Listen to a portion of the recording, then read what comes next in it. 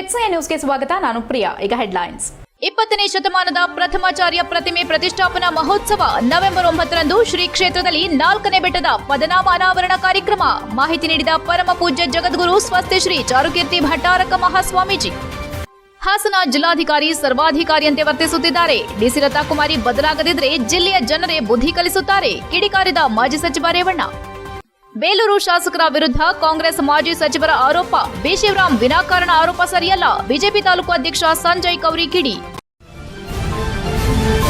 20ನೇ ಶತಮಾನದ ಪ್ರಥಮಾಚಾರ್ಯ ಚಾರಿತ್ರ ಚಕ್ರವರ್ತಿ ಆಚಾರ್ಯ ಶ್ರೀ 108ನೇ ಶಾಂತಿಸಾಗರ ಮಹಾರಾಜರ ಪ್ರತಿಮೆ ಪ್ರತಿಷ್ಠಾಪನಾ ಮಹೋತ್ಸವ ಮತ್ತು ಶ್ರೀ ಕ್ಷೇತ್ರದಲ್ಲಿ 4ನೇ ಬೆಟ್ಟದ ಪದನಾಮ ಅನಾವರಣ ಕಾರ್ಯಕ್ರಮ ಇದೇ ತಿಂಗಳ 9ರಂದು ಜರುಗಲಿದೆ ಎಂದು ಶ್ರೀ ಕ್ಷೇತ್ರದ ಪರಮಪೂಜ್ಯ ಜಗದ್ಗುರು ಸ್ವಸ್ತಿ ಶ್ರೀ ಚಾರುಕೀರ್ತಿ ಪಂಡಿತಾಚಾರ್ಯವರ್ಯ ಭಟ್ಟಾರಕ ಪಟ್ಟಾಚಾರ್ಯವರ್ಯ ಮಹಾಸ್ವಾಮೀಜಿ ತಿಳಿಸಿದರು.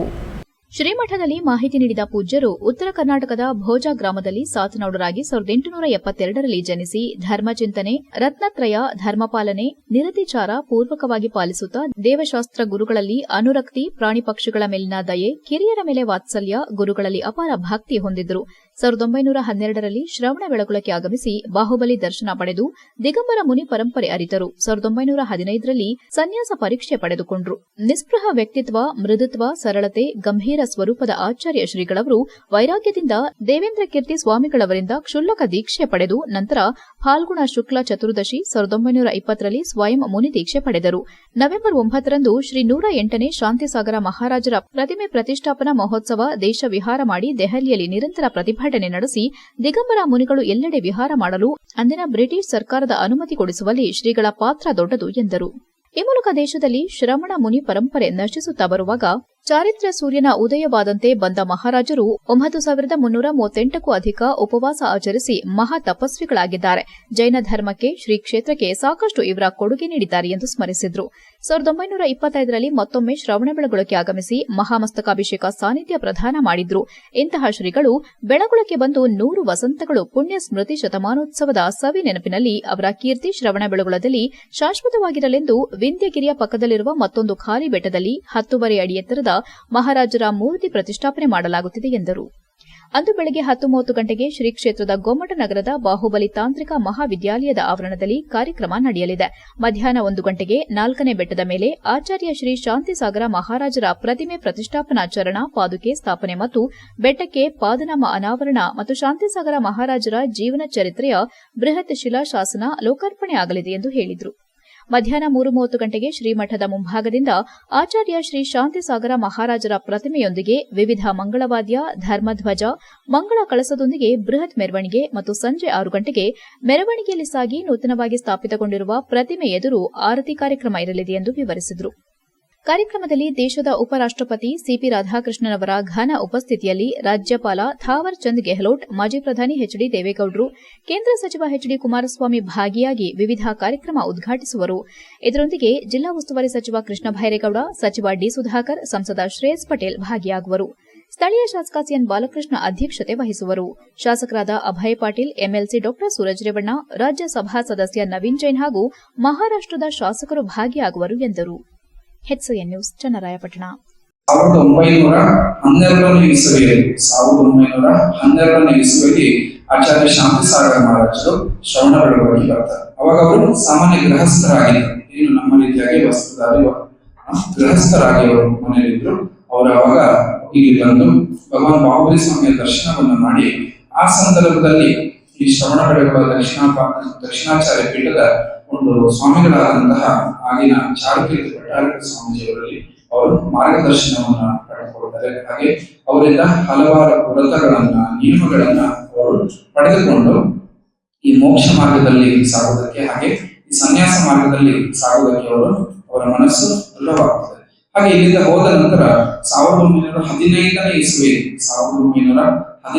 ಇಸವಿಯಲ್ಲಿ ಅವರು ಸನ್ಯಾಸ ದೀಕ್ಷೆಯನ್ನು ಈ ಕ್ಷೇತ್ರದಲ್ಲಿ ನಡೆಯುವಂತಹ ಒಂದು ಕಾರ್ಯಕ್ರಮದ ಬಗ್ಗೆ, ಪೂರ್ವ ಸಿದ್ಧತೆಗಳ ಬಗ್ಗೆ, ಉದ್ದೇಶಗಳ ಬಗ್ಗೆ ನಮ್ಮ ಪೂಜ್ಯರು ವಿವರವಾದಂತಹ ಮಾಹಿತಿಯನ್ನ ಎಲ್ಲ ಮಾಧ್ಯಮಗಳಿಗೆ ಒದಗಿಸಿಕೊಟ್ಟಿದ್ದಾರೆ.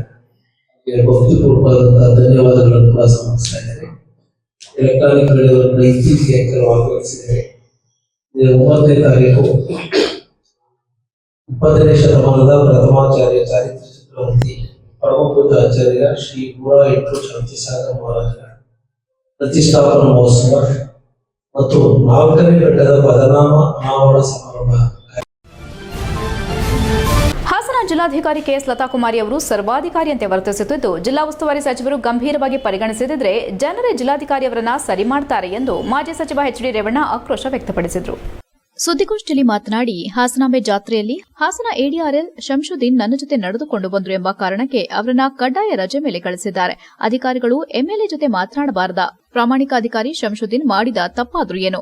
ಮುಸ್ಲಿಮರು ಓಟ್ ಹಾಕದಿದ್ರೆ ಕಾಂಗ್ರೆಸ್ 136 ಸ್ಥಾನ ಗೆಲ್ಲುತ್ತಿರಲಿಲ್ಲ. ಆದರೆ ಅವರಿಗೂ ಭದ್ರತೆ ಇಲ್ಲದಾಗಿದೆ. ಮುಸ್ಲಿಮರಿಗೆ ಬಿಜೆಪಿ ಅವಧಿಯಲ್ಲೂ ನೆಮ್ಮದಿ ಇಲ್ಲ, ಕಾಂಗ್ರೆಸ್ ಅವಧಿಯಲ್ಲೂ ಅದೇ ಪರಿಸ್ಥಿತಿ ನಿರ್ಮಾಣವಾಗಿದೆ ಎಂದು ಟೀಕಿಸಿದರು. ಮಹಾನಗರ ಪಾಲಿಕೆ ಆಯುಕ್ತರನ್ನ ಕಡ್ಡಾಯ ರಜೆ ಮೇಲೆ ಕಳಿಸಲು ಕಾರಣ ಏನೆಂಬುದನ್ನು ಸಾರ್ವಜನಿಕವಾಗಿ ಹೇಳಬೇಕು. 15 ದಿನಗಳಿಂದ ಬಯೋಮೆಟ್ರಿಕ್ ಕೊಡೋಕೆ ಅಧಿಕಾರಿ ಇಲ್ಲದೆ ಸಮಸ್ಯೆ ಆಗ್ತಿದೆ. ಈ ಜಿಲ್ಲಾಧಿಕಾರಿಗೆ ಹೆದರಿ ಅಪರ ಜಿಲ್ಲಾಧಿಕಾರಿ ಹುದ್ದೆಗೆ ಯಾರೂ ಬರುತ್ತಿಲ್ಲ. ಮಂಜುನಾಥ್ ಒಬ್ಬರೇ 14 ಹುದ್ದೆ ನಿಭಾಯಿಸಬೇಕಾಗಿದೆ. ಇವರಿಗೆ ಹೆದರಿ ಎಸಿ ಮಾರುತಿ ವರ್ಗ ಮಾಡಿಸಿಕೊಂಡು ಹೋದ್ರು. ಅಬಕಾರಿ ಡಿಸಿ ಸಹ ಬಿಟ್ಟು ಹೋದ್ರು. ಜಿಲ್ಲಾಧಿಕಾರಿಗಳ ದುರಹಂಕಾರಿ ವರ್ತನೆ ಮಿತಿ ಮೀರಿದೆ. ಬೈಕ್ ಸೈಕಲ್ನಲ್ಲಿ ತಿರುಗಾಡೋ ಬದಲು ಸರ್ಕಾರ ಕೊಟ್ಟಿರೋ ಕಾರಿನಲ್ಲಿ ಓಡಾಡಿ ಜನರ ಸಮಸ್ಯೆ ಬಗೆಹರಿಸಿ ಎಂದು ವಾಗ್ದಾಳಿ ನಡೆಸಿದರು. HCN news Haasan.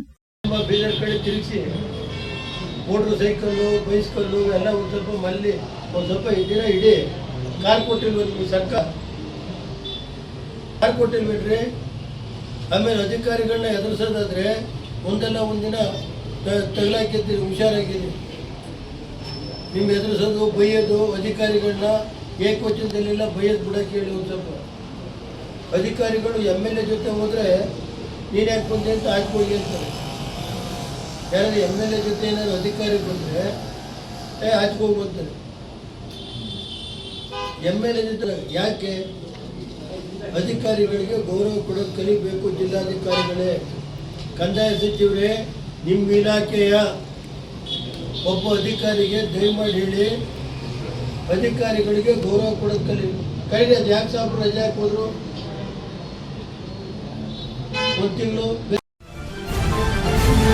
HCN ನ್ಯೂಸ್ನಲ್ಲಿ ಈಗ ಒಂದು ಪುಟ್ಟ ಬ್ರೇಕ್.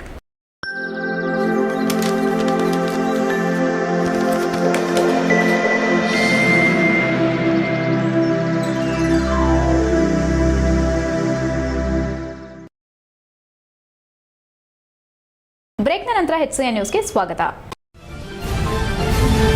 ಬೇಲೂರು ತಾಲೂಕಿನ ಜನತೆಯಿಂದ ನಿರ್ಲಕ್ಷ್ಯಕ್ಕೆ ಒಳಗಾಗಿ ಸುಮಾರು 8 ಬಾರಿ ಸೋತಿರೋದ್ರಿಂದ ನಮ್ಮ ಶಾಸಕರ ಬಗ್ಗೆ ಮಾತನಾಡೋ ನೈತಿಕತೆ ಇಲ್ಲ ಎಂದು ಮಾಜಿ ಸಚಿವ ಬಿ ಶಿವರಾಮ್ ವಿರುದ್ಧ ಬಿಜೆಪಿ ತಾಲೂಕು ಅಧ್ಯಕ್ಷ ಸಂಜಯ್ ಕೌರಿ ತೀವ್ರ ವಾಗ್ದಾಳಿ ನಡೆಸಿದರು. ಪತ್ರಿಕಾಗೋಷ್ಠಿಯಲ್ಲಿ ಮಾತನಾಡಿದ ಅವರು, ಇಡೀ ರಾಜ್ಯದಲ್ಲಿ HD ದೇವೇಗೌಡರನ್ನ ಹಿರಿಯ ರಾಜಕಾರಣಿ ಎಂದು ಕರೆಯಲು ಅರ್ಥವಿದೆ. ಆದರೆ ಸತತ 8 ಬಾರಿ ಜನತೆಯಿಂದ ತಿರಸ್ಕಾರ ಪಟ್ಟಿರುವ ಇವರಿಗೆ ನಮ್ಮ ಶಾಸಕರ ಮತ್ತು ಅವರ ಅಭಿವೃದ್ಧಿ ವಿಚಾರದಲ್ಲಿ ಮಾತನಾಡುವ ಯಾವುದೇ ನೈತಿಕತೆ ಇಲ್ಲ. 127 ಕೋಟಿ ಕೆಪಿಟಿಸಿಎಲ್ಗೆ ತಂದಿರುವ ಅನುದಾನ ನನ್ನ ಪರಿಶ್ರಮ ಎಂದು ಜನತೆಯನ್ನ ದಿಕ್ಕು ತಪ್ಪಿಸುವ ಕೆಲಸಕ್ಕೆ ಮುಂದಾಗಿದ್ದಾರೆ. ಈ ಅನುದಾನವನ್ನ ನಮ್ಮ ಶಾಸಕರೇ ತಂದಿರೋದಕ್ಕೆ ನಮ್ಮಲ್ಲಿ ದಾಖಲೆಗಳಿವೆ.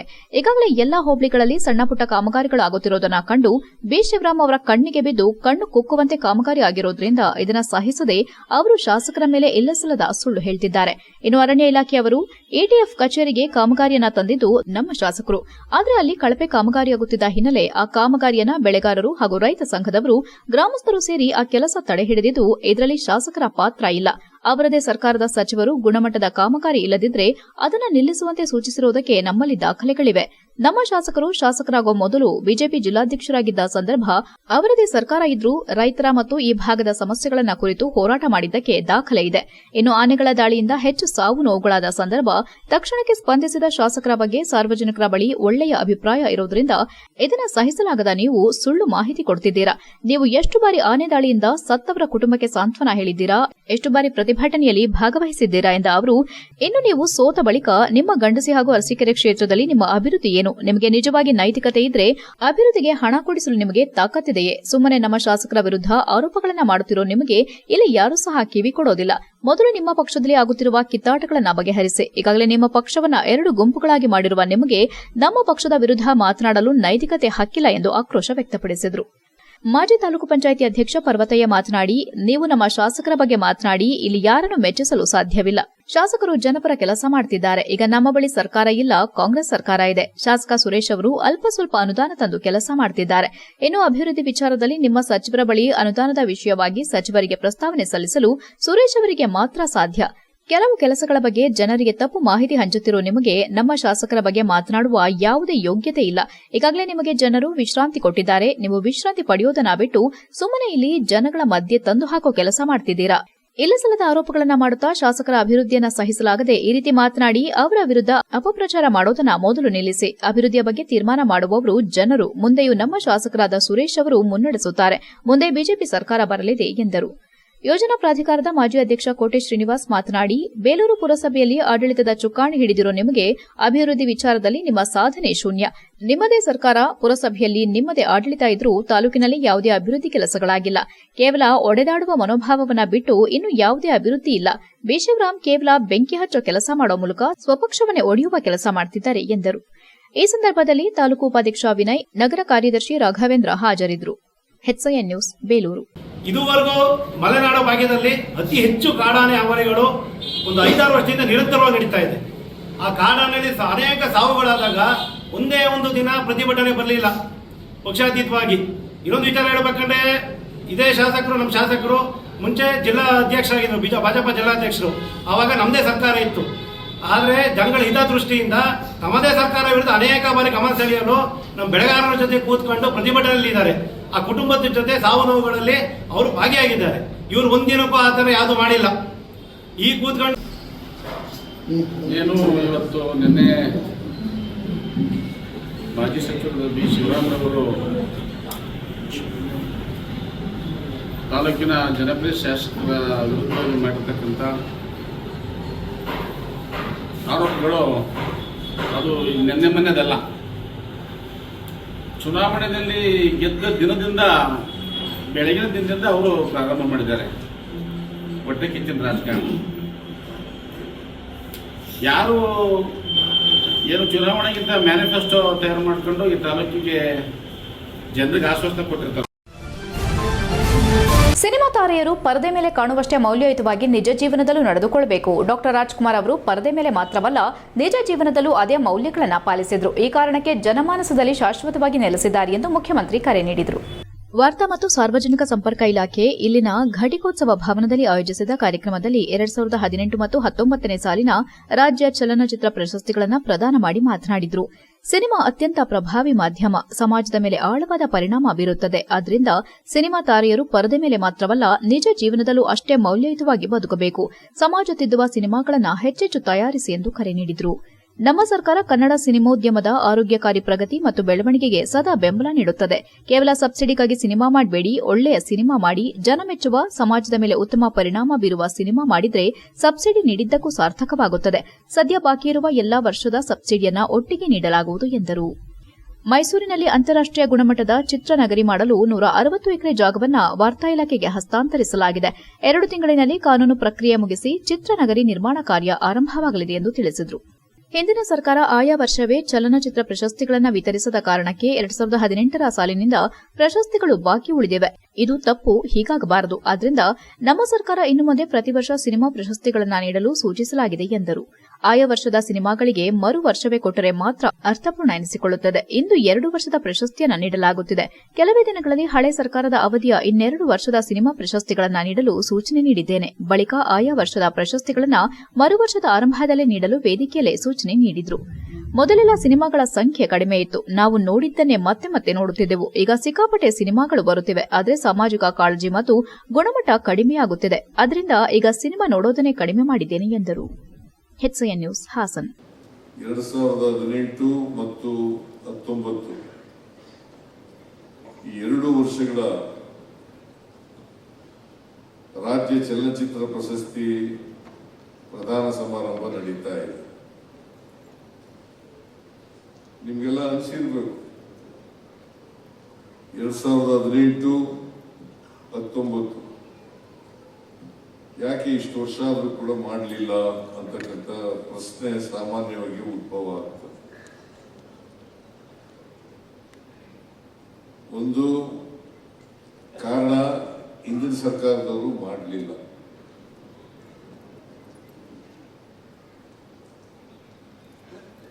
ಜೊತೆಗೆ ನಾವು ಕೂಡ 250 ವರ್ಷ ಆಯಿತು ಅಧಿಕಾರಕ್ಕೆ ಬಂದು. ಈ 2 ವರ್ಷಗಳಲ್ಲಿ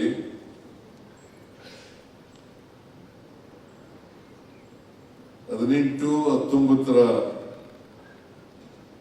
ಚಲನಚಿತ್ರ ಪ್ರಶಸ್ತಿ ಪ್ರದಾನ ಮಾಡಬೇಕಾಗಿತ್ತು. ಕಾರಣಾಂತರದಿಂದ ವಿಳಂಬ ಆಯಿತು. ಅದಕ್ಕೆ ನಾನು ತೀರ್ಮಾನ ಮಾಡಿದ್ದೀನಿ, ವಾರ್ತಾ ಇಲಾಖೆಯವ್ರ ಜೊತೆ ಚರ್ಚೆ ಮಾಡಿದ್ದೀನಿ.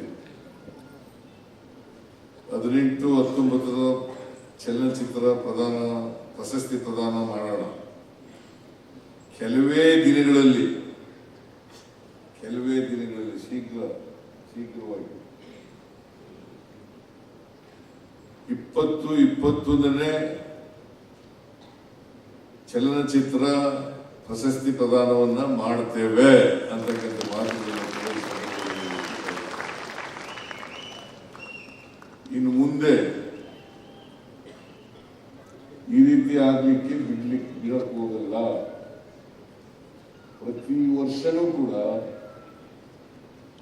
ಆಯಾಯ ವರ್ಷ ಅಂದ್ರೆ ಈ ವರ್ಷ 2024 ಮಾಡಬೇಕಾಗಿತ್ತು. ನಾವು ಪ್ರತಿ ವರ್ಷ ಹೆಚ್ಐ ನ್ಯೂಸ್ನಲ್ಲಿ ಈಗ ಒಂದು ಪುಟ್ಟ ಬ್ರೇಕ್.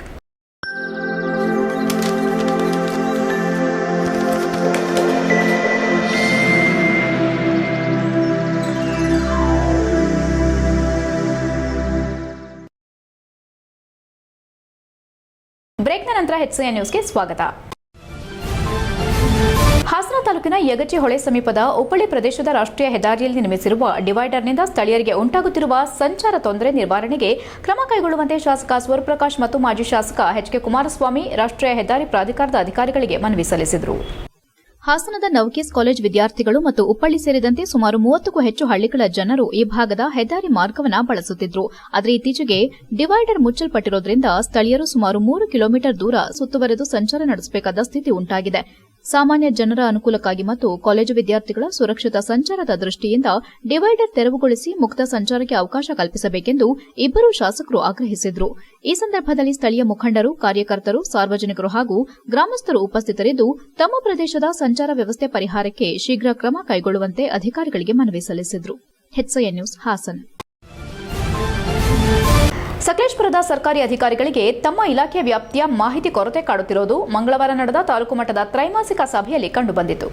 ಸಭೆ ಆರಂಭದಲ್ಲಿ ಮಾತನಾಡಿದ ತಾಲೂಕು ಪಂಚಾಯಿತಿ ನಾಮನಿರ್ದೇಶಕ ಹಾನ್ವಾಳ್ ಭಾಸ್ಕರ್, ಗ್ರಾಮದ ಹಿರಿಯ ಪ್ರಾಥಮಿಕ ಶಾಲೆ ಕಟ್ಟಡ ದುಸ್ಥಿತಿಗೀಡಾಗಿದ್ದು ಅನಾಹುತ ಸಂಭವಿಸುವ ಮುನ್ನ ನೆಲಸಮಗೊಳಿಸಬೇಕಿದೆ ಎಂದರು. ಇದಕ್ಕೆ ಉತ್ತರಿಸುವಂತೆ ಶಾಸಕ ಸಿಮೆಂಟ್ ಮಂಜು ಜಿಲ್ಲಾ ಪಂಚಾಯಿತಿ ಎಇಇ ಲಖಾನ್ ಸಿಪಾನಿ ಅವರಿಗೆ ಸೂಚಿಸಿದರು. ಶಾಲಾ ಕಟ್ಟಡ ನೆಲಸಮಗೊಳಿಸುವ ಕೆಲಸ ಲೋಕೋಪಯೋಗಿ ಇಲಾಖೆಗೆ ಸೇರಿದ್ದು ಎಂದರು. ಈ ವೇಳೆ ಲೋಕೋಪಯೋಗಿ ಇಲಾಖೆ ಎಇಇ ಮುರುಗೇಶ್, ಶಾಲಾ ಕಟ್ಟಡ ನೆಲಸಮ ನಮ್ಮ ವ್ಯಾಪ್ತಿಗೆ ಬರೋದಿಲ್ಲ ಎಂದಾಗ ಸಿಟ್ಟಾದ ಶಾಸಕರು, ತಮ್ಮ ಇಲಾಖೆಯ ವ್ಯಾಪ್ತಿ ನಿಮಗೆ ತಿಳಿದಿಲ್ಲವೇ ಎಂದರು. ಈ ವೇಳೆ ಮಾತನಾಡಿದ ಕ್ಷೇತ್ರ ಶಿಕ್ಷಣಾಧಿಕಾರಿ ಕಚೇರಿ ಅಧಿಕಾರಿ ಗಂಗಾಧರ್, ಶಾಲಾ ಕಟ್ಟಡ ನೆಲಸಮಗೊಳಿಸುವುದು ಸಂಬಂಧಪಟ್ಟ ಶಾಲಾ ಮಂಡಳಿಯದ್ದು. ಶಾಲಾ ಗುಣಮಟ್ಟದ ಬಗ್ಗೆ ಜಿಲ್ಲಾ ಪಂಚಾಯಿತಿ ಇಂಜಿನಿಯರ್ಗಳಿಂದ ವರದಿ ತರಿಸಿಕೊಂಡು ಕಟ್ಟಡದಲ್ಲಿನ ಪರಿಕರಗಳನ್ನು ಹರಾಜುಗೊಳಿಸಿ ಈ ಹಣದಲ್ಲಿ ಶಾಲಾ ಕಟ್ಟಡಗಳನ್ನು ನೆಲಸಮಗೊಳಿಸಬೇಕೆಂಬ ಸ್ಪಷ್ಟನೆ ನೀಡಿದರು. ಇನ್ನು ಜಿಲ್ಲಾ ಪಂಚಾಯಿತಿ ಎಇಇ ಸಭೆಯಲ್ಲಿ ಮತ್ತೊಮ್ಮೆ ಇಲಾಖೆಯ ಬಗ್ಗೆ ತಮಗಿರೋ ಅಜ್ಞಾನ ಪ್ರದರ್ಶಿಸಿದ್ದು ನರೇಗಾ ಕೆಲಸಕ್ಕೆ ತಮ್ಮ ಇಲಾಖೆಗೆ ಮುಂಗಡ ಪಾವತಿಸಬೇಕು ಎಂದರು. ನರೇಗಾ ಕೆಲಸಕ್ಕೆ ಮುಂಗಡ ಕಟ್ಟಬೇಕಿಲ್ಲರಿ ಎಂದು ಖಾರವಾಗಿಯೇ ತಾಲೂಕು ಪಂಚಾಯಿತಿ ಇಒ ಗಂಗಾಧರ್ ಹೇಳಿದ್ರು. ಮಧ್ಯಪ್ರವೇಶಿಸಿದ ಶಾಸಕರು, ಏಕ್ರೆ ಸುಮ್ಮನೆ ಇಲ್ಲದ ಕಾರಣ ಹೇಳಿಕೊಂಡು ಅಭಿವೃದ್ಧಿ ಕೆಲಸಗಳನ್ನು ವಿಳಂಬ ಮಾಡ್ತೀರಿ, ಮೊದಲು ತಮ್ಮ ಇಲಾಖೆ ನಿಯಮಗಳನ್ನು ತಿಳಿದುಕೊಳ್ಳಿ ಎಂದರು. ಪಟ್ಟಣದ ಕ್ರಾಫರ್ಡ್ ಆಸ್ಪತ್ರೆಯಲ್ಲಿ ಸ್ಕ್ಯಾನಿಂಗ್ ಮೆಷಿನ್ ದುಸ್ಥಿತಿಗೀಡಾಗಿದೆ ಎಂದು ಕ್ರಾಫರ್ಡ್ ಆಸ್ಪತ್ರೆ ವೈದ್ಯಾಧಿಕಾರಿ ಡಾ ಅರುಣ್ ಕುಮಾರ್ ಹೇಳಿದರು. ಈ ವೇಳೆ ಮಾತನಾಡಿದ ಶಾಸಕರು, ಅಲ್ರಿ ರೇಡಿಯಾಲಜಿ ವೈದ್ಯರ ನೇಮಕವಾದ ನಂತರ ಯಂತ್ರ ಕೆಟ್ಟು ಹೋಗಿದೆ, ಹೇಗಾದ್ರೆ ಹೇಗೆ? ಖಾಸಗಿ ಲ್ಯಾಬ್ಗೆ ಕಳುಹಿಸುವ ಉದ್ದೇಶ ಇದರಲ್ಲಿ ಅಡಗಿದೆಯಾ? ಸ್ಕ್ಯಾನಿಂಗ್ ಮೆಷಿನ್ ಆಸ್ಪತ್ರೆಗೆ ತಂದು 10 ವರ್ಷಗಳಾಗಿದೆ, ಇದರಲ್ಲಿ 10 ಸ್ಕ್ಯಾನಿಂಗೂ ಮಾಡಿಲ್ಲ, ಈಗ ದುಸ್ಥಿತಿಗೀಡಾಗಿದೆ ಎಂದರೆ ಹೇಗೆ ಎಂದರು. ಇದಕ್ಕುತ್ತರಿಸಿದ ವೈದ್ಯಾಧಿಕಾರಿ, ಆಸ್ಪತ್ರೆಯಲ್ಲಿ ವಿದ್ಯುತ್ ಏರಿಳಿತವೇ ಯಂತ್ರಗಳು ಹಾನಿಗೀಡಾಗಲು ಕಾರಣ ಎಂದರು. ಈ ವೇಳೆ ಮಧ್ಯಪ್ರವೇಶಿಸಿದ ಗ್ಯಾರಂಟಿ ಯೋಜನೆಗಳ ಸಮಿತಿ ಅಧ್ಯಕ್ಷ ಮುರಳಿ ಮೋಹನ್, ಆಸ್ಪತ್ರೆಯಲ್ಲಿ ಖಾಸಗಿ ಆಂಬ್ಯುಲೆನ್ಸ್ ಹಾವಳಿ ಅತಿಯಾಗಿದ್ದು ಜಿಲ್ಲಾಸ್ಪತ್ರೆಗೆ ಶಿಫಾರಸು ಮಾಡೋ ರೋಗಿಗಳನ್ನು ಹಾಸನದ ಖಾಸಗಿ ಆಸ್ಪತ್ರೆಗೆ ಕೊಂಡೊಯ್ಯುವ ಮೂಲಕ ರೋಗಿಗಳ ಜೀವ ಹಿಂಡಲಾಗುತ್ತಿದೆ. ಆಸ್ಪತ್ರೆ ಎದುರಿನ ರಸ್ತೆಯಲ್ಲಿ ಆಂಬ್ಯುಲೆನ್ಸ್ ಹಾವಳಿ ಹೆಚ್ಚಾಗಿರುವುದರಿಂದ ವಾಹನಗಳು ಸರಾಗವಾಗಿ ಸಂಚರಿಸಲು ಸಾಧ್ಯವಿಲ್ಲದಾಗಿದೆ. ಆಂಬ್ಯುಲೆನ್ಸ್ಗೆ ಜಿಪಿಎಸ್ ಅಳವಡಿಸಬೇಕು ಹಾಗೂ ಆಸ್ಪತ್ರೆ ಮುಂಭಾಗ ಆಂಬ್ಯುಲೆನ್ಸ್ ನಿಲುಗಡೆ ನಿಷೇಧಕ್ಕೆ ನಿರ್ಣಯ ಕೈಗೊಳ್ಳಬೇಕು ಎಂದರು. ಮುಂದುವರೆದ ಚರ್ಚೆಯಲ್ಲಿ ಮಾತನಾಡಿದ ಪಿಎಲ್ಡಿ ಬ್ಯಾಂಕ್ ಅಧ್ಯಕ್ಷ ವೈಪಿ ರಾಜೇಗೌಡ, ಪ್ರತಿಯೊಂದು ಆಂಬ್ಯುಲೆನ್ಸ್ಗಳು ಒಂದೊಂದು ಆಸ್ಪತ್ರೆ ಆಸ್ಪತ್ರೆಯ ಹೆಸರು ಹಾಕಿಕೊಂಡು ಕಾರ್ಯನಿರ್ವಹಿಸುತ್ತಿದೆ. ಅಪಘಾತವಾಗುವಾಗ ಇಲ್ಲಿನ ಕೆಲವರಿಗೆ ಹಬ್ಬವಾಗಿದೆ. ಇದಕ್ಕೆ ಕಡಿವಾಣ ಹಾಕೋದು ಅಗತ್ಯವಿದೆ ಎಂದರು. ತಾಲೂಕಿನ ಸರ್ಕಾರಿ ಶಾಲೆಗಳ ಜಮೀನು ಸಂರಕ್ಷಣೆಗೆ ಶಿಕ್ಷಣ ಇಲಾಖೆ ಕ್ರಮ ಕೈಗೊಂಡಿದ್ದು, ತಾಲೂಕಿನ 168 ಸರ್ಕಾರಿ ಶಾಲೆಗಳ ಪೈಕಿ 39 ಸರ್ಕಾರಿ ಶಾಲೆಗಳ ಜಮೀನು ಸಂರಕ್ಷಣೆ ಮಾಡಲಾಗಿದೆ. 78 ಶಾಲೆಗಳು ಸರ್ಕಾರಿ ಜಮೀನಿನಲ್ಲಿದ್ದರೆ ಬಾಕಿ ಉಳಿದಿರುವ ಶಾಲೆಗಳು ಖಾಸಗಿ ಜಮೀನಿನಲ್ಲಿದ್ದು ಖಾತೆ ಮಾಡಿಕೊಡುವ ವಿವರವನ್ನು ತಹಸೀಲ್ದಾರ್ಗೆ ಸಲ್ಲಿಸಿದ್ದೇವೆ ಎಂದರು. ಈ ವೇಳೆ ಶಾಸಕ ಸಿಮೆಂಟ್ ಮಂಜು ಮಾತನಾಡಿ, ತಹಸೀಲ್ದಾರ್ ಸುಪ್ರೀತಾರ್ ಅವರಿಗೆ ಸೂಚನೆ ನೀಡಿ ಕ್ಷೇತ್ರ ಶಿಕ್ಷಣಾಧಿಕಾರಿ ಅವರನ್ನ ತಮ್ಮ ಕಚೇರಿಗೆ ಕರೆಸಿ ಚರ್ಚೆ ನಡೆಸಿ ಶೀಘ್ರವಾಗಿ ಸರ್ಕಾರಿ ಶಾಲೆಗಳ ಹೆಸರಿಗೆ ಪಹಣಿ ನೋಂದಾಯಿಸುವಂತೆ ಸೂಚನೆ ನೀಡಿದರು. ಈ ವೇಳೆ ಮಧ್ಯಪ್ರವೇಶಿಸಿದ ಯೋಜನೆ ಅನುಷ್ಠಾನ ಸಮಿತಿ ಅಧ್ಯಕ್ಷ ಮುರಳಿ ಮೋಹನ್ 1978-79 ಕೆಆರ್ಆರ್ ನಿಯಮದ ಪ್ರಕಾರ ಒಮ್ಮೆ ಖಾಸಗಿ ಜಮೀನಲ್ಲಿ ಸರ್ಕಾರಿ ಅನುದಾನ ಬಳಕೆಯಾದರೆ ಆ ಜಮೀನು ಸರ್ಕಾರದ ಸ್ವತ್ತು. ಆದ್ದರಿಂದ ಎಲ್ಲಾ ಶಾಲೆಗಳ ಜಮೀನನ್ನ ಆಯಾ ಶಾಲೆಯ ಹೆಸರಿಗೆ ನೋಂದಾಯಿಸಿ ಎಂದು ತಹಸೀಲ್ದಾರ್ ಅವರಿಗೆ ಸೂಚನೆ ನೀಡಿದರು. ಇದರಿಂದಾಗಿ ತಹಸೀಲ್ದಾರ್ ಅವರು ಯಾರ ಮತನ ಕೇಳೋದು ಎಂಬ ಗೊಂದಲಕ್ಕೀಡಾಗಿದ್ದು ಸುಳ್ಳಲ್ಲ. ಸಭೆ ಆರಂಭದಿಂದ ಅಂತ್ಯದವರೆಗೂ ಅನುಷ್ಠಾನ ಸಮಿತಿ ಅಧ್ಯಕ್ಷರು ಪ್ರತಿಯೊಂದು ಇಲಾಖೆಯ ವಿಚಾರದಲ್ಲೂ ಅಧಿಕಾರಿಗಳಿಂದ ಸ್ಪಷ್ಟನೆ ಬಯಸುತ್ತಿದ್ದಲ್ಲದೆ ಸಲಹೆಯನ್ನ ನೀಡುತ್ತಿದ್ರು. ಇತರ ಶಾಸಕರು ಸಹ ಸಮಸ್ಯೆಗಳ ಬಗ್ಗೆ ಪ್ರಶ್ನೆಗಳನ್ನು ಎತ್ತುವುದಲ್ಲದೆ ಸಲಹೆ ನೀಡುತ್ತಿದ್ರು. ಇದರಿಂದಾಗಿ ಅಧಿಕಾರಿಗಳು ಇಬ್ಬರಿಗೂ ಉತ್ತರ ನೀಡಬೇಕಾಗಿದ್ದಲ್ಲದೆ ಇಬ್ಬರಿಂದಲೂ ಸಲಹೆಗಳನ್ನು ಸ್ವೀಕರಿಸಬೇಕಾದ ಅನಿವಾರ್ಯತೆಗೆ ಸಿಲುಕಿದ್ರು. ಬೆಳಗೋಡು ಈಶ್ವರಹಳ್ಳಿ ರಸ್ತೆ ಅಭಿವೃದ್ಧಿ ಸಂಬಂಧ ಶಾಸಕರು ಗ್ಯಾರಂಟಿ ಅನುಷ್ಠಾನ ಸಮಿತಿ ಅಧ್ಯಕ್ಷರ ನಡುವೆ ವೈಮನಸ್ಸು ಸೃಷ್ಟಿಯಾದ ಸನ್ನಿವೇಶ ಗೋಚರಿಸಿತ್ತು. HCN news, Sakleshpur. ತಾಲೂಕ್ ಪಂಚಾಯತಿ ಆವರಣದಲ್ಲಿ KDP ಸಭೆಯನ್ನು ಕರೆದಿದ್ದು ಹಲವಾರು ವಿಚಾರಗಳ ಬಗ್ಗೆ ಚರ್ಚೆ ಆಗಿದ್ದಾವೆ. 6 ತಿಂಗಳು ಈ ಬಾರಿ ಹೆಚ್ಚು ಮಳೆ ಇದ್ದಂಥ ಕಾರಣ ಕೆಲವೊಂದು ರಸ್ತೆಗಳು ಕೂಡ ತುಂಬ ಹಾಳಾಗಿದ್ದಾವೆ. ಆ ರಸ್ತೆಗಳಿಗೆ ದುರಸ್ತಿ ಮಾಡ್ತಕ್ಕಂಥ ಕೆಲಸ, ಅದೇ ರೀತಿಯಲ್ಲಿ ಬೆಳೆ ಹಾನಿ ಆಗಿರೋದ್ರ ಬಗ್ಗೆ ವರದಿ, ಅದೇ ರೀತಿಯಲ್ಲಿ ವಿವಿಧ ಇಲಾಖೆಗಳ ಪರಿಶೀಲನೆಯನ್ನು ಮಾಡಿದೆ. HCN ನ್ಯೂಸ್ನಲ್ಲಿ ಈಗ ಒಂದು ಪುಟ್ಟ ಬ್ರೇಕ್.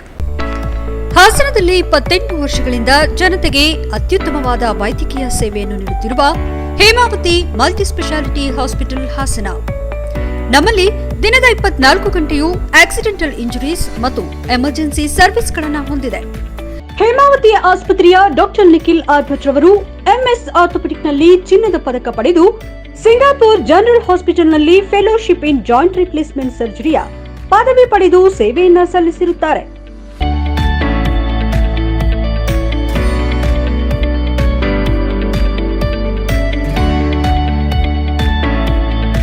ನಮ್ಮಲ್ಲಿ ಆಂಬ್ಯುಲೆನ್ಸ್ ಸೇವೆಯೂ ಲಭ್ಯ. ಇನ್ನೇಕೆ ತಡ? ನೀವು ಯಾವುದೇ ಮೂಳೆ ಸಮಸ್ಯೆ ಹೊಂದಿದ್ದರೆ ಹಿಂದೆ ಭೇಟಿ ನೀಡಿ. ಹೇಮಾವತಿ ಮಲ್ಟಿಸ್ಪೆಷಾಲಿಟಿ ಹಾಸ್ಪಿಟಲ್, ಉತ್ತರ ಬಡಾವಣೆ, ಹಾಸನ. ಬ್ರೇಕ್ನ ನಂತರ HCN ನ್ಯೂಸ್ಗೆ ಸ್ವಾಗತ. ಬೇಲೂರು ತಾಲೂಕಿನ ಗೆಂಡೆಹಳ್ಳಿ ಭಾಗದ ವಿವಿಧ ಗ್ರಾಮಗಳಿಗೆ ತೆರಳುವ ಪಟ್ಟಣ ಸಮೀಪದ ಕಳಸಿನಕೆರೆ ಏರಿ ರಸ್ತೆ ಗುಂಡಿ ಬಿದ್ದು ವಾಹನಗಳು ಓಡಾಡಲು ಪರದಾಡುವಂತಾಗಿದ್ದು, ಸಂಬಂಧಿಸಿದ ಅಧಿಕಾರಿಗಳು ರಸ್ತೆ ದುರಸ್ತಿಗೆ ಮುಂದಾಗಬೇಕೆಂದು ಒತ್ತಾಯಿಸಿ ತಾಲೂಕು ಜಯ ಕರ್ನಾಟಕ ಸಂಘಟನೆ ಪದಾಧಿಕಾರಿಗಳು ಕಳಸಿನಕೆರೆ ಏರಿ ಮೇಲೆ ಸೋಮವಾರ ರಸ್ತೆ ತಡೆದು ಪ್ರತಿಭಟಿಸಿದರು. ಜಯ ಕರ್ನಾಟಕ ಸಂಘಟನೆ ಜಿಲ್ಲಾಧ್ಯಕ್ಷ MKR ಸೋಮೇಶ್ ಮಾತನಾಡಿ, ವಿಶ್ವವಿಖ್ಯಾತ ಪ್ರವಾಸಿ ತಾಣ ಬೇಲೂರು ದೇಗುಲ ನೋಡಿದವರು ಕಳಸ, ಹೊರನಾಡು, ಶೃಂಗೇರಿ ಮತ್ತು ಇತರೆ ಭಾಗಗಳಿಗೆ ಪಟ್ಟಣದಿಂದ ಅಂಬೇಡ್ಕರ್ ವೃತ್ತದ ಮೂಲಕ ಕಳಸಿನ ಕೆರೆಯೇರಿ ಮೇಲೆ ತೆರಳಬೇಕು. ಆದರೆ ಕಳಸಿನ ಕೆರೆಯೇರಿ ರಸ್ತೆ ಸಂಪೂರ್ಣ ಗುಂಡಿ ಬಿದ್ದು ಹಾಳಾಗಿದ್ದು, ಇನ್ನೂ ಏಕೆ ಅಧಿಕಾರಿಗಳು ಕ್ರಮ ಕೈಗೊಳ್ಳುತ್ತಿಲ್ಲ? ಮಳೆ ಬಂದ್ರಂತೂ ಗುಂಡಿ ಯಾವುದು, ರಸ್ತೆ ಯಾವುದು ಎಂಬುದೇ ತಿಳಿಯದಂತಾಗಿದೆ. ಕಲ್ಲುಗಳು ಮೇಲೆದ್ದು ಗುಂಡಿಗಳಿಂದ ಧೂಳು ಏಳುತ್ತಿದೆ. ಓಡಾಡುವವರಿಗೆ ಸಮಸ್ಯೆಯಾಗುತ್ತಿದೆ. ಆದ್ದರಿಂದ ಸಂಬಂಧಿಸಿದ ಅಧಿಕಾರಿಗಳು ಎಚ್ಚೆತ್ತು ರಸ್ತೆ ದುರಸ್ತಿಗೆ ಮುಂದಾಗಬೇಕೆಂದು ಒತ್ತಾಯಿಸಿದರು.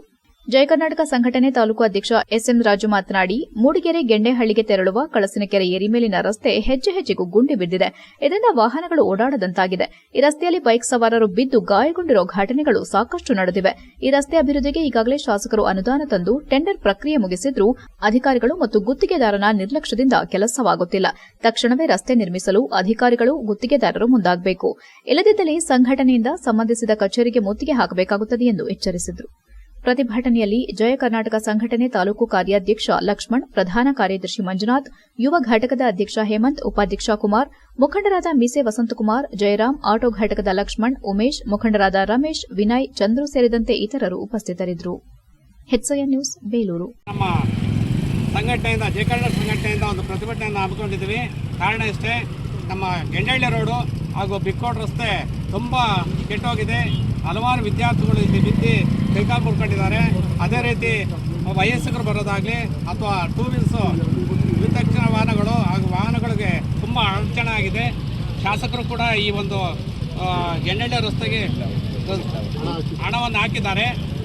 ಗುತ್ತಿಗೆದಾರ ನಿರ್ಲಕ್ಷ್ಯ ಮತ್ತು ಬೇಲೂರು ವಿಶ್ವವಿಖ್ಯಾತ ದೇವಸ್ಥಾನ ಹೊಂದಿರೋಂಥ ಇದು ಪ್ರಮುಖ ಸ್ಥಾನವಾಗಿದೆ. ಈ ಗೆಂಡಳ್ಳಿ ಮತ್ತು ಬಿಕ್ಕೋಡ್ ರಸ್ತೆ ಸಂಪೂರ್ಣವಾಗಿ ಹದಗೆಟ್ಟಿದ್ದು ಯಾವ ಥರ ಆಗಿದೆ ಅಂದರೆ, ಈ ಮಳೆ ಬಂದ ಸಂದರ್ಭದಲ್ಲಿ ಗುಂಡಿಗಳು ಕಾಣ್ತಾ ಇಲ್ಲ. ಈ ಪ್ರತಿನಿತ್ಯ ಹಲವಾರು ಈ ಕಡೆ ಶೃಂಗೇರಿ ಆಗ್ಬೋದು, ಧರ್ಮಸ್ಥಳ ಆಗ್ಬೋದು, ಮೂಡಿಗೆರೆ ಆಗ್ಬೋದು, ಪ್ರವಾಸ ತಾಣಗಳಿಗೆ ವಿದೇಶಗಳಿಂದ ಇಲ್ಲಿ ಪ್ರವಾಸ. ಅರ್ಕಲ್ಗೂಡು ಕರ್ನಾಟಕ ರಾಜ್ಯ ರಸ್ತೆ ಸಾರಿಗೆ ಸಂಸ್ಥೆ ಬಸ್ ನಿಲ್ದಾಣ ಸ್ವಚ್ಛತೆ ಇಲ್ಲದೆ ಗಬ್ಬು ನಾರುತ್ತಿದೆ ಎಂದು ಸಾರ್ವಜನಿಕರು ಆರೋಪಿಸಿದ್ದಾರೆ. ಅರ್ಕಲ್ಗೂಡು ಬಸ್ ನಿಲ್ದಾಣ ಕಳೆದ 10 ವರ್ಷಗಳಿಂದ ಕಾರ್ಯನಿರ್ವಹಿಸುತ್ತಿದ್ದು, ಸ್ವಚ್ಛತೆ ಇಲ್ಲದೆ ಅಲ್ಲಲ್ಲೇ ಬೀಡಿ ಸಿಗರೇಟ್ ತುಂಡುಗಳು ಬಿದ್ದಿರೋದು ಎದ್ದು ಕಾಣುತ್ತದೆ ಮತ್ತು ನಿಲ್ದಾಣದಲ್ಲಿರುವ ಅಂಗಡಿಗಳಲ್ಲಿ ತಂಬಾಕಿನಿಂದ ತಯಾರಾಗುವ ಅಮಲು ಬರುವಂತಹ ವಸ್ತುಗಳು ಸಾರ್ವಜನಿಕರಿಗೆ ಯಾವುದೇ ಅಡೆತಡೆ ಇಲ್ಲದೆ ಮಾರಾಟ ಮಾಡುತ್ತಿದ್ದಾರೆ. ಇದನ್ನ ತಿಳಿದರೂ ಕೂಡ ಕೆಎಸ್ಆರ್ಟಿಸಿ ಅಧಿಕಾರಿಗಳಾಗಲಿ ಅಥವಾ ಪೊಲೀಸ್ ಇಲಾಖೆಗಳಾಗಲಿ ಗೊತ್ತಿದ್ರೂ ಕೂಡ ಜಾಣ ಕುರುಡು ಪದ್ಧತಿಯಾಗಿದೆ. ನಿಲ್ದಾಣದಲ್ಲಿ ಅತಿ ಹೆಚ್ಚು ಶಾಲಾ ಮಕ್ಕಳು ಕಾಲೇಜಿಗೆ ಹೋಗೋದ್ರಿಂದ ಅಲ್ಲಲ್ಲೇ ನಿಂತು ಹುಡುಗ ಹುಡುಗಿಯರು ಮಾತನಾಡೋದು ಕಂಡುಬರುತ್ತಿದೆ. ಸ್ವಲ್ಪ ದಿನಗಳ ಹಿಂದೆ ಬಸ್ ನಿಲ್ದಾಣದಲ್ಲಿ ಯುವಕರ 2 ಗುಂಪು ಹುಡುಗಿಯರಿಗೋಸ್ಕರ ಹೊಡೆದಾಡಿಕೊಂಡು ಪೊಲೀಸ್ ಠಾಣೆ ಮೆಟ್ಟಿಲೇರಿದ್ರೂ ಕೂಡ ಅಧಿಕಾರಿಗಳು ಇದರ ಕಡೆ ಗಮನ ಹರಿಸುತ್ತಿಲ್ಲ ಮತ್ತು ಕುಡುಕರ ಕಾಟ ಕೂಡ ವಿಪರೀತ ಜಾಸ್ತಿಯಾಗಿದೆ. ಬಸ್ ಸ್ಟ್ಯಾಂಡ್ ಸುತ್ತ ಖಾಲಿ ಜಾಗ ಇರೋದ್ರಿಂದ ಅಲ್ಲಲ್ಲೇ ಕೂತು ಕುಡಿಯುವುದುಂಟು. ಶೌಚಾಲಯಗಳು ಕೂಡ ಸ್ವಚ್ಛವಾಗಿಲ್ಲ, ಕುಡಿಯುವ ನೀರು ಸಹ ಸಿಗುತ್ತಿಲ್ಲ. ಮಹಿಳೆಯರ ವಿಶ್ರಾಂತ ಕೊಠಡಿ ಯಾವಾಗಲೂ ಬೀಗ ಹಾಕಿರುತ್ತದೆ. ಇಷ್ಟೆಲ್ಲಾ ಸಮಸ್ಯೆಗಳಿದ್ರೂ ಕೂಡ ಯಾವುದೇ ಅಧಿಕಾರಿ ಇದರ ಕಡೆ ಗಮನ ಹರಿಸುತ್ತಿಲ್ಲ. ದಯವಿಟ್ಟು ಇನ್ನು ಮುಂದಾದರೂ ಅಧಿಕಾರಿಗಳು ಎಚ್ಚೆತ್ತುಕೊಂಡು ಬಸ್ ಸ್ಟ್ಯಾಂಡ್ ಸುತ್ತಮುತ್ತ ಸ್ವಚ್ಛತೆ ಕಾಪಾಡುವಲ್ಲಿ ಪ್ರಯತ್ನ ಮಾಡಬೇಕು. ತಂಬಾಕಿನ ಪದಾರ್ಥಗಳನ್ನು ಮಾರುತ್ತಿರುವವರ ವಿರುದ್ಧ ಕಠಿಣ ಕಾನೂನು ಕ್ರಮ ಜರುಗಿಸಬೇಕು ಮತ್ತು ಬಸ್ ಸ್ಟ್ಯಾಂಡ್ಗೆ ನಾಮಫಲಕವೇ ಇಲ್ಲ. ಜನರಿಗೆ ಆ ನಾಮಫಲಕ ಇಲ್ಲದೆ ಇರುವುದರಿಂದ ಇದು ಕೆಎಸ್ಆರ್ಟಿಸಿ ಬಸ್ ಸ್ಟ್ಯಾಂಡ್ ಎನ್ನುವುದೇ ಗೊತ್ತಾಗೋದಿಲ್ಲ. ಅದರಿಂದ ಅಧಿಕಾರಿಗಳು ಇತ್ತ ಕಡೆ ಗಮನ ಹರಿಸಿ ಸ್ವಚ್ಛತೆ ಕಾಪಾಡಿ ಕುಡುಕರ ಹಾವಳಿಯನ್ನ ತಪ್ಪಿಸಬೇಕೆಂದು ಸಾರ್ವಜನಿಕರು ಆಗ್ರಹಿಸಿದ್ದಾರೆ. ಅಲ್ಲಲ್ಲಿ ಬಿದ್ದು ನಾರುತ್ತಿರುವ ಕುಡಿತದ ಬಾಟಲಿಗಳು, ತಂಬಾಕು ಉತ್ಪನ್ನದ ಕವರ್ಗಳು, ಬೀಡಿ ತುಂಡುಗಳು ಇವುಗಳಿಂದ ನಿಲ್ದಾಣವನ್ನ ಸಂರಕ್ಷಿಸಬೇಕೆಂಬುದು ನಮ್ಮ ಒತ್ತಾಯವಾಗಿದೆ. ಇನ್ನು ಮುಂದೆಯಾದರೂ ಅಧಿಕಾರಿಗಳು ಎಚ್ಚೆತ್ತುಕೊಂಡು ಬಸ್ ಸ್ಟ್ಯಾಂಡ್ಗೆ ನಾಮಫಲಕ ಅಳವಡಿಸಬೇಕೆಂದು ಆಗ್ರಹಿಸಿದ್ದಾರೆ. HCI news, Arkalgud. ಕೊನೆಯಲ್ಲಿ ಮತ್ತೊಮ್ಮೆ ಮುಖ್ಯಾಂಶಗಳು. 20ನೇ ಶತಮಾನದ ಪ್ರಥಮಾಚಾರ್ಯ ಪ್ರತಿಮೆ ಪ್ರತಿಷ್ಠಾಪನಾ ಮಹೋತ್ಸವ ನವೆಂಬರ್ 9ರಂದು ಶ್ರೀ ಕ್ಷೇತ್ರದಲ್ಲಿ 4ನೇ ಬೆಟ್ಟದ ಪದನಾಮ ಅನಾವರಣ ಕಾರ್ಯಕ್ರಮ. ಮಾಹಿತಿ ನೀಡಿದ ಪರಮ ಪೂಜ್ಯ ಜಗದ್ಗುರು ಸ್ವಸ್ತಿ ಶ್ರೀ ಚಾರುಕೀರ್ತಿ ಭಟ್ಟಾರಕ ಮಹಾಸ್ವಾಮೀಜಿ. ಹಾಸನ ಜಿಲ್ಲಾಧಿಕಾರಿ ಸರ್ವಾಧಿಕಾರಿಯಂತೆ ವರ್ತಿಸುತ್ತಿದ್ದಾರೆ. ಡಿಸಿ ಲತಾಕುಮಾರಿ ಬದಲಾಗದಿದ್ರೆ ಜಿಲ್ಲೆಯ ಜನರೇ ಬುದ್ಧಿ ಕಲಿಸುತ್ತಾರೆ, ಕಿಡಿಕಾರಿದ ಮಾಜಿ ಸಚಿವ ರೇವಣ್ಣ. ಬೇಲೂರು ಶಾಸಕರ ವಿರುದ್ಧ ಕಾಂಗ್ರೆಸ್ ಮಾಜಿ ಸಚಿವರ ಆರೋಪ. ಬಿ ಶಿವರಾಮ್ ವಿನಾಕಾರಣ ಆರೋಪ ಸರಿಯಲ್ಲ. ಬಿಜೆಪಿ ತಾಲೂಕು ಅಧ್ಯಕ್ಷ ಸಂಜಯ್ ಕೌರಿ ಕಿಡಿ. ಇಷ್ಟೊತ್ತು ನೀವು ನೋಡಿದ್ದು ಹಾಸನದ ಸುದ್ದಿ ಅಂದ್ರೆ HCI ನ್ಯೂಸ್.